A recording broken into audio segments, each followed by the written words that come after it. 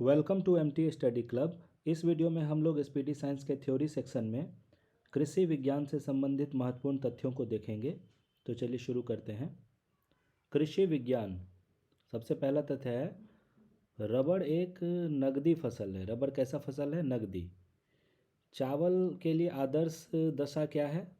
तो चावल के लिए जो है 200 सेंटीमीटर बारिश होना चाहिए और 25 डिग्री सेंटीग्रेड तापमान होना चाहिए। चावल की खेती के लिए 200 सेंटीमीटर जो है सालाना बारिश होना चाहिए और 25 डिग्री सेंटीग्रेड तापमान होना चाहिए।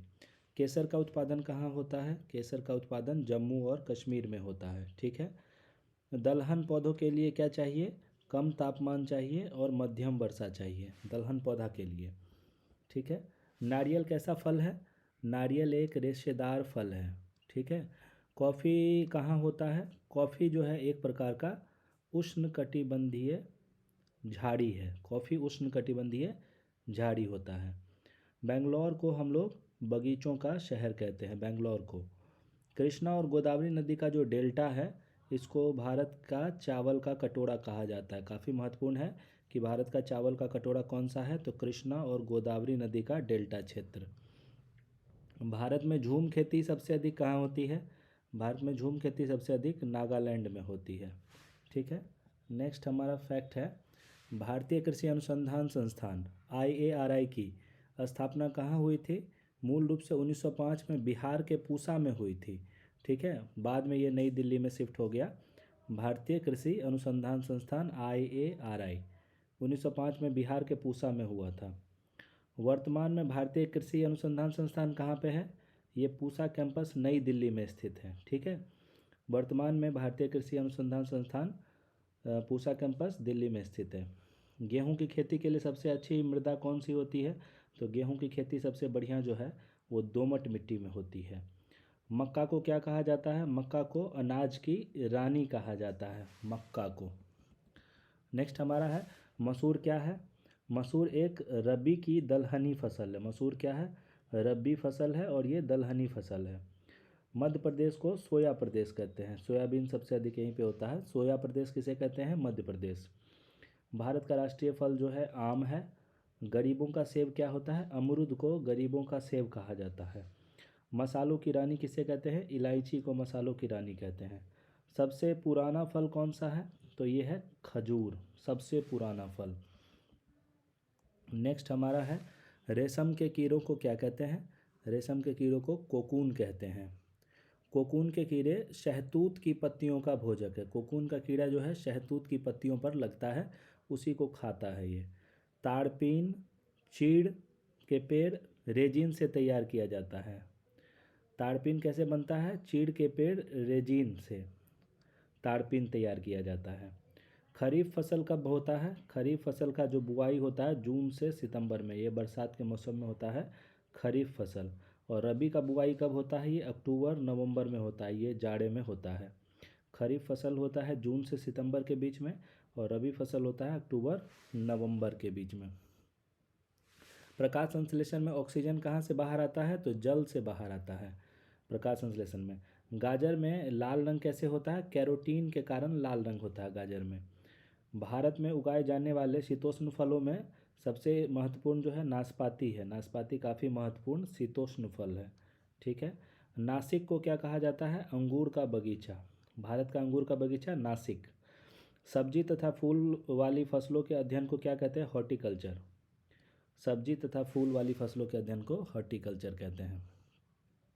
नेक्स्ट है हमारा, धान मक्का ज्वार बाजरा कपास मूंगफली, ये सब कौन सी फसल है? खरीफ फसलें, जून से सितंबर के बीच में बोई जाने वाली। धान है, मक्का है, ज्वार है, बाजरा है, कपास है, ये सब खरीफ फसल है।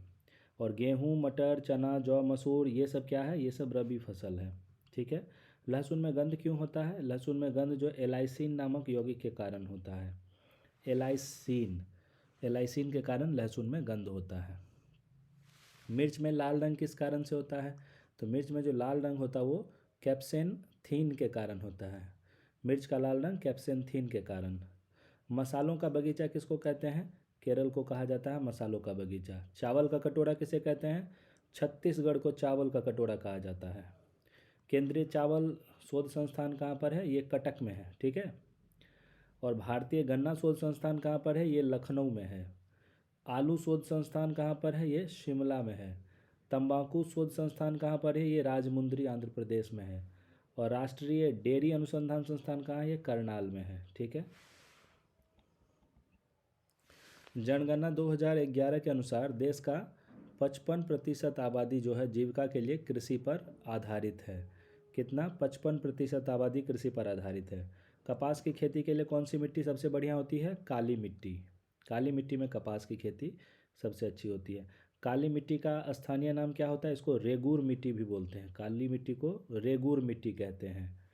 टिक्का रोग किस चीज़ में होता है? टिक्का रोग मूंगफली में होता है। टिक्का रोग मूंगफली में होता है। ऑक्सोनोमीटर का प्रयोग किस चीज़ के लिए करते हैं? तो ऑक्सोनोमीटर का प्रयोग जो है पौधे की वृद्धि मापने के लिए करते हैं। पौधे का वृद्धि ऑक्सोनोमीटर से। यूरिया में क्या होता है? यूरिया में 46% नाइट्रोजन होता है, ठीक है। और यूरिया में नाइट्रोजन एमाइड के रूप में होता है। यूरिया में नाइट्रोजन कैसे रहता है? एमाइड के रूप में रहता है। भारत में हरित क्रांति का जन्मदाता कौन थे? तो MS स्वामीनाथन। भारत में हरित क्रांति के जन्मदाता MS स्वामीनाथन। सोयाबीन में सबसे ज़्यादा प्रोटीन पाया जाता है। देश की कुल निर्यात में कृषि का कितना योगदान है? 18%। देश का कुल जो एक्सपोर्ट है, निर्यात है, उसमें कृषि का मात्र 18% योगदान है। विश्व वन दिवस कब मनाया जाता है? 21 मार्च को।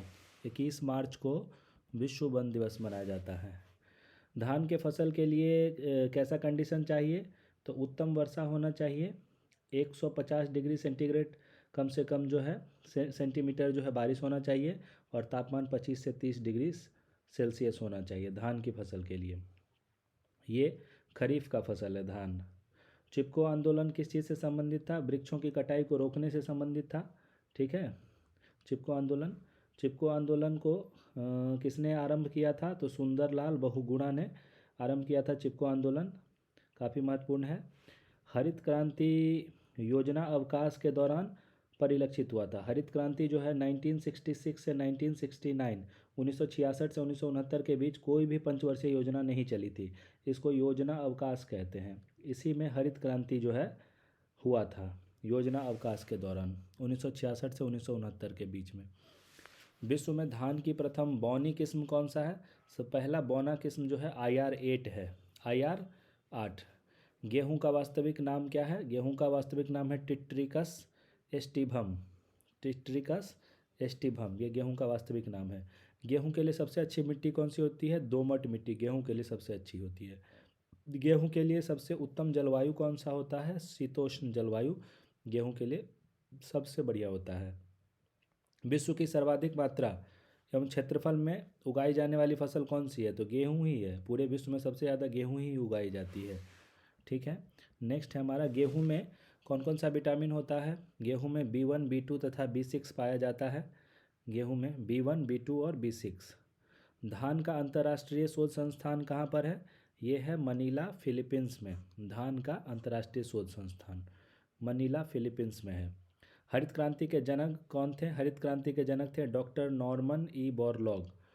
डॉक्टर नॉर्मन ई बोरलॉग को हरित क्रांति का जनक माना जाता है। सबसे अधिक चीनी मिल की संख्या कहाँ पर है? तो सबसे ज़्यादा चीनी मिल जो है हमारा उत्तर प्रदेश में है। कहाँ पे है? उत्तर प्रदेश में। पंत जी 114 किस चीज़ की प्रजाति है? तो ये पंत जी 114 चना की प्रजाति है। किस चीज़ की प्रजाति है? चना की। देश में हरित क्रांति का प्रारंभ कब हुआ था? 1960 से 1970 के दशक में माना जाता है। योजना अवकाश के काल में 1966 से 1969 अभी हमने ऊपर देखा। तो देश में हरित क्रांति का प्रारंभ 1960 से 1970 के दशक में हुआ था, ठीक है। भारत की अर्थव्यवस्था का प्रारंभिक क्षेत्र क्या है? तो भारत की अर्थव्यवस्था का प्रारंभिक क्षेत्र जो है कृषि है। फलों के अध्ययन को क्या बोलते हैं? पोमोलॉजी बोलते हैं। बौना पौधा उगाने की कला को क्या बोलते हैं? बोनसाई। जो बौना पौधा होता है इसको उगाने को बोनसाई कहते हैं। सर्वप्रथम ब्रिटिश सरकार ने 1894 में क्या किया था? वन नीति अपनाया था। सबसे पहला वन नीति ब्रिटिश सरकार ने 1894 में। कृत्रिम वर्षा का आधार क्या होता है? प्रोपिलीन ऑक्साइड गैस है। कृत्रिम वर्षा कैसे होती है? प्रोपिलीन ऑक्साइड गैस के मदद से। ब्लास्ट रोग किस चीज़ से संबंधित है? ब्लास्ट रोग धान से संबंधित है। कृत्रिम रेयॉन ही सिल्क कहलाता है। जो कृत्रिम रेयॉन होता है उसको सिल्क कहते हैं। अल्फांसो क्या है? ये आम का एक प्रकार है। मशरूम क्या है? मशरूम एक तरीके का फंजाई है। क्या है? मशरूम जो हम लोग खाते हैं ये एक तरीके का फंजाई है। नेक्स्ट है, सिल्क का सबसे बड़ा उत्पादक देश कौन सा है? तो सिल्क का सबसे बड़ा उत्पादक देश चीन है। सेरीकल्चर क्या है? सेरीकल्चर होता है रेशम उत्पादन से संबंधित सेरीकल्चर है। पूसा मेनेस्टी क्या है? पूसा मेनेस्टी पपीता का प्रजाति है। किसका प्रजाति है? पूसा मेनेस्टी पपीता का। भारत के सर्वाधिक क्षेत्रफल पर क्या होता है? आम। भारत में सबसे ज़्यादा क्या होता है? सबसे ज़्यादा क्षेत्रफल में कौन फल होता है? आम। सब्जी उत्पादन में विश्व में भारत का स्थान कौन सा है? सब्जी उत्पादन में द्वितीय स्थान है पूरे विश्व में भारत का। पूसा मुक्ता क्या है? पूसा मुक्ता जो है पत्ता गोभी, पात गोभी का एक प्रमुख किस्म है पूसा मुक्ता। मिर्च में लाल रंग क्यों होता है? मिर्च का लाल रंग कैप्सेथीन के कारण होता है। सरसों के तेल में करवाहट क्यों होता है? सरसों के तेल में करवाहट जो है ग्लूकोसिलेट्स के कारण होता है। क्यों होता है सरसों में करवाहट? ग्लूकोसिलेट्स के कारण। पौधे के लिए आवश्यक तत्वों की संख्या कितनी है? 16। पौधे के लिए जो आवश्यक तत्व है वो है 16। मानव द्वारा सर्वप्रथम प्रयुक्त अनाज कौन था? तो सबसे पहला जो प्रयुक्त अनाज था वो जौ था। मानव ने सबसे पहले चावल या गेहूँ नहीं बल्कि जौ का प्रयोग किया था। सबसे ज़्यादा गेहूँ कहाँ पैदा होता है? तो सबसे ज़्यादा गेहूँ जो है उत्तर प्रदेश में पैदा होता है। सोयाबीन में प्रोटीन कितना होता है? 40% तक प्रोटीन होता है। ठीक है। गेहूँ बोने का सबसे बढ़िया समय कौन सा होता है? ये नवंबर दिसंबर सबसे बढ़िया समय है गेहूँ बोने का।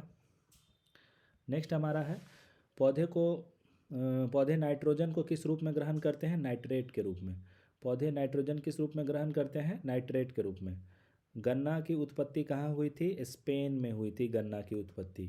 देश का सबसे अधिक सिंचित क्षेत्र वाला राज्य कौन सा है? उत्तर प्रदेश। हमारे देश में सबसे ज़्यादा सिंचाई वाला राज्य जो है, सबसे ज़्यादा सिंचित क्षेत्र वाला राज्य उत्तर प्रदेश है। धान में प्रसिद्ध खैरा रोग किस कारण से होता है? जिंक की कमी से। धान का जो खैरा रोग है वो जिंक की कमी से होता है। और भारत में सबसे अधिक कौन सी मिट्टी पाई जाती है? तो भारत में सबसे अधिक जलोढ़ मिट्टी पाई जाती है। ठीक है। देश में सोयाबीन का सबसे अधिक उत्पादन कहाँ होता है? तो देखिए सबसे अधिक जो है मध्य प्रदेश में हमारे देश में सोयाबीन का उत्पादन होता है 80%। भारत के कुल क्षेत्रफल का कितने पे खेती होती है? तो 46% भूभाग पे कृषि होती है। भारत के 46% भूभाग पे कृषि होती है। भारत की 14% भूमि कृषि कार्य के लिए अनुपयुक्त है। कितना भूमि कृषि कार्य के लिए अनुपयुक्त है? 14%। भारतीय कृषि का इतिहास, इस पुस्तक को किसने लिखा था? तो भारतीय कृषि के इतिहास को MS रंधावा द्वारा लिखा गया था। किसने लिखा? MS रंधावा। मीलबग फसल सरसों से संबंधित है। मीलबग किससे संबंधित है? सरसों से संबंधित। प्रथम मानव निर्मित धान्य जो कौन सा है? ट्रिटिकेल है, जो गेहूं और राई का क्रॉस है। सबसे पहला जो मानव निर्मित धान्य है वो है ट्रिटिकेल।